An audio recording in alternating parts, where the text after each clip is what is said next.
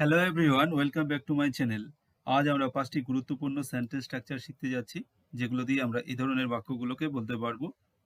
যেমন, প্রথম নজরেই সে আমার মন চুরি করে নিয়েছে। সে তখন থেকে ফোনে কথা বলেই যাচ্ছে। এখানে আসার পর থেকে সে বিষণ্ণতায় ভুগছে। যবে থেকে আমি ওকে দেখেছি, তবে থেকে আমি পাগল হয়ে গেছি। আমাদের দেখা হওয়ার ১ সপ্তাহ হয়ে গেছে। সে ২ ঘন্টা আগে আমাকে ফোন করেছিল। আমরা অনেক ক্ষেত্রে এই ধরনের রোমান্টিক বাক্যগুলো বলে থাকি। প্রথম নজরেই সে আমার মন চুরি করে নিয়েছে। তোমার কথা আমার মন জয় করে নিয়েছে। তার পরিবেশনা দর্শকের মন জয় করেছিল। তার ব্যক্তিত্ব সকলের মন কেড়ে নিয়েছিল। তো এই ধরনের বাক্যগুলোর ইংরেজি করার জন্য আমরা ব্যবহার করব স্ট্রাকচার নাম্বার 1। এবারে স্ট্রাকচার নাম্বার 1টি হচ্ছে মন চুরি করে নেওয়া বা মন জয় করে নেওয়া বা মন কেড়ে নেওয়া এই ধরনের বাক্যগুলোর জন্য। এখানে একটি কমন ফ্রেজ আমরা ব্যবহার করব, আর এই ফ্রেজটি কিন্তু টেন্স এবং পার্সন অনুসারে চেঞ্জ হবে। ফ্রেজটি হচ্ছে sweep one off one speed. আর সেন্টেন্স স্ট্রাকচারটি এমন: subject plus sweep one off one speed plus other. এখানকার প্রথম বাক্যটি প্রথম নজরে সে আমার মন চুরি করে নিয়েছে। তো স্ট্রাকচার অনুসারে এর ইংরেজি হবে she swept me of my feet at first sight. She swept me of my feet at first sight. তোমার কথা আমার মন জয় করে নিয়েছে। এই বাক্যটির ইংরেজি হবে your words swept me of my feet. Your words swept me of my feet. তার পরিবেশনা দর্শকের মন জয় করেছিল। এই বাক্যটির ইংরেজি হবে his performance swept the audience off their feet. তার ব্যক্তিত্ব সকলের মন কেড়ে নিয়েছিল। His personality swept everyone off their feet. His personality swept everyone off their feet. এবারে দেখে নেওয়া যাক এই ধরনের বাক্যগুলো। সে তখন থেকে কাজ করেই যাচ্ছে। কুকুরটা তখন থেকে ঘেউ ঘেউ করেই যাচ্ছে। সে তখন থেকে ফোনে কথা বলেই যাচ্ছে। আমরা তখন থেকে টিভি দেখেই যাচ্ছি। তো এই ধরনের বাক্যগুলোর ইংরেজি করার জন্য আমরা ব্যবহার করব ২ নম্বরের স্ট্রাকচারটি। তখন থেকে কিছু করেই যাচ্ছি বা তখন থেকে কিছু করেই যাচ্ছে এই ধরনের বাক্যের জন্য আমরা ব্যবহার করব ২ নম্বরের এই স্ট্রাকচারটি। স্ট্রাকচারটি এমন: subject plus have or has been plus ভার্বের সাথে আইএনজি এবং সবশেষে থাকবে এভার সিন্স। সে তখন থেকে কাজ করেই যাচ্ছে। এই বাক্যটির ইংরেজি হবে হি has been working ever since. He has been working ever since. কুকুরটা তখন থেকে ঘেউ ঘেউ করেই যাচ্ছে।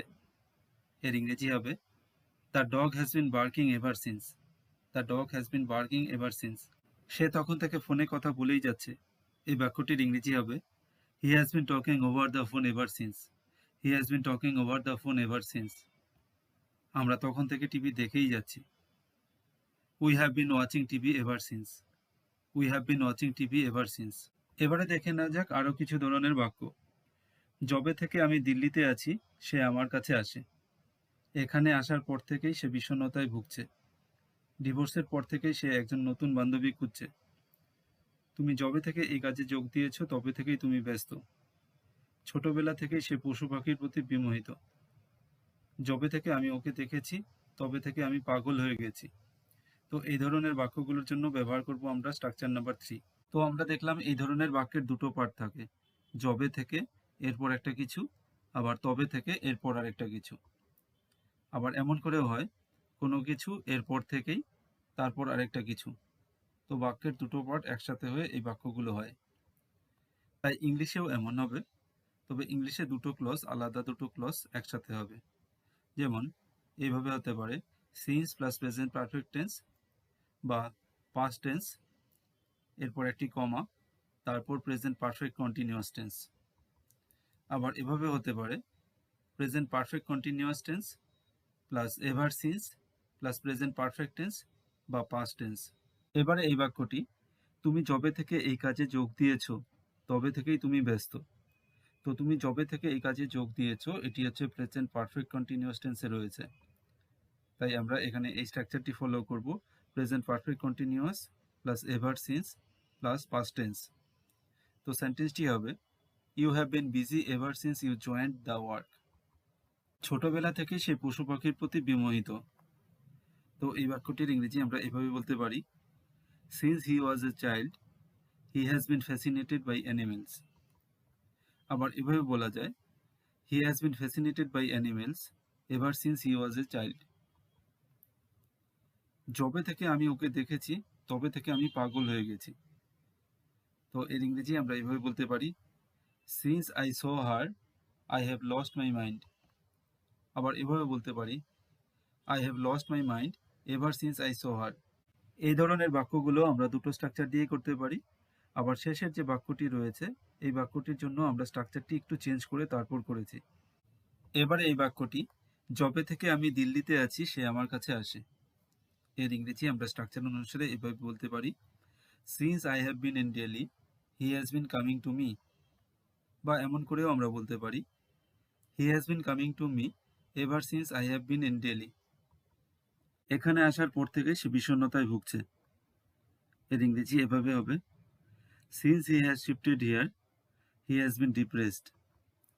আবার এমন করেও আমরা বলতে পারি, হি has bin depressed ever since he came here. ডিভোর্সের পর থেকে সে একজন নতুন বান্ধবী খুঁজছে। এই বাক্যটির ইংরেজি হবে, হি has been or he is bin looking for a new girlfriend ever since he got divorced. আমরা এই ধরনের বাক্যগুলো সচরাচর বলে থাকি, আমার এখানে আসার 1 মাস হয়েছে, আমার দেখা হওয়ার 1 সপ্তাহ হয়ে গেছে, তার সাথে আমার কথা হয়েছে 6 মাস হয়ে গেছে, অনেক দিন হয়ে গেল সিনেমা দেখিনি, আমার পরীক্ষা পাশ করা 1 বছর হয়ে গেছে, বিদ্যুৎ সংযোগ বিচ্ছিন্ন হওয়ার 10 দিন হয়ে গেছে। তো এই ধরনের বাক্যগুলোর ইংরেজি করার জন্য আমরা ব্যবহার করব স্ট্রাকচার নাম্বার 4। তাহলে কোনো কিছু হওয়ার কিছু সময় হয়ে গেছে, এই ধরনের বাক্যগুলোর জন্য ব্যবহার করব আমরা এই স্ট্রাকচারটি। স্ট্রাকচারটি হলো, ইট হ্যাজ বিন, তারপর টাইম, যে সময় হয়ে গেছে সেই time, plus since plus V2 means ভার্বের পাস্ট ফর্ম প্লাস অবজেক্ট। এবারে দেখে নেওয়া যাক এই বাক্যগুলোর ইংরেজি। আমার এখানে আসার 1 মাস হয়েছে। এর ইংরেজি হবে, it has bin 1 month since I came here. আবার একই রকমের বাক্য, আমি এখানে 1 মাস ধরে আছি, তখন কিন্তু একটু অন্যরকম হবে। তখন আমরা বলবো, I have been here for a month. আমাদের দেখা হওয়ার 1 সপ্তাহ হয়ে গেছে। এর ইংরেজি হবে, it has been a week since we met. তার সাথে আমার কথা হয়েছে 6 মাস হয়ে গেছে। এর ইংরেজি হবে, it has bin 6 months since I talk to her. এবারে এই বাক্যটি, অনেক দিন হয়ে গেল সিনেমা দেখিনি। তো এর ইংরেজি হবে, it has been a long time since I watched A movie. আবার একই রকমের আরেকটি বাক্য, অনেকদিন থেকে আমি কোনো সিনেমা দেখি না। এই ক্ষেত্রে কিন্তু অন্য রকমের হবে।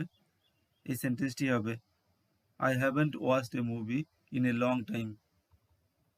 আমার পরীক্ষায় পাশ করা 1 বছর হয়ে গেছে। এর ইংরেজি হবে, it's been A year or it has been A year since I pass the exam. বিদ্যুৎ সংযোগ বিচ্ছিন্ন হওয়ার 10 দিন হয়ে গেছে। এই বাক্যটির ইংরেজি হবে, it's been 10 days since the electric connection was disconnected. অনেক দিন আগে কোনো কিছু ছিল, এই ধরনের বাক্য, যেমন আমাদের 6 বছর আগে একটা সম্পর্ক ছিল, 3 বছর আগে তাদের বিয়ে হয়েছিল, সে 7 বছর আগে গাড়িটি কিনেছিল, সে 2 ঘন্টা আগে আমাকে ফোন করেছিল। এই ধরনের বাক্যগুলোর জন্য আমরা কোন ইংরেজি ব্যবহার করব? আমরা ব্যবহার করব স্ট্রাকচার নাম্বার 5। তাহলে স্ট্রাকচার নাম্বার 5টি হচ্ছে সেই সব বাক্যের জন্য, যেমন কোনো সময় আগে কিছু ছিল বা হয়েছিল। তো এখানে স্ট্রাকচারটি হচ্ছে সাবজেক্ট প্লাস V2 বলতে ভার্বের past form plus object plus time, যে সময়ের কথা বলা হচ্ছে সেই টাইম প্লাস অ্যাগো। এবারে এই বাক্যগুলোর ইংরেজি দেখে নেওয়া যাক। আমাদের 6 বছর আগে একটা সম্পর্ক ছিল। তো স্ট্রাকচার অনুসারে এই বাক্যটির ইংরেজি হবে, we had a relationship 6 years ago. 3 বছর আগে তাদের বিয়ে হয়েছিল। এই বাক্যটির ইংরেজি হবে, they got married 3 years ago. 7 বছর আগে গাড়িটি কিনেছিল। সে 7 বছর আগে গাড়িটি কিনেছিল। তো এর ইংরেজি হবে, he bought the car 7 years ago. সে 2 ঘন্টা আগে আমাকে ফোন করেছিল। এই বাক্যটির ইংরেজি হবে, she phoned or he phoned or called me 2 hours ago. তো এমন স্ট্রাকচার দিয়ে ইংরেজি শেখার জন্য এই চ্যানেলটিকে ফলো করো। Thanks for watching, have a nice day.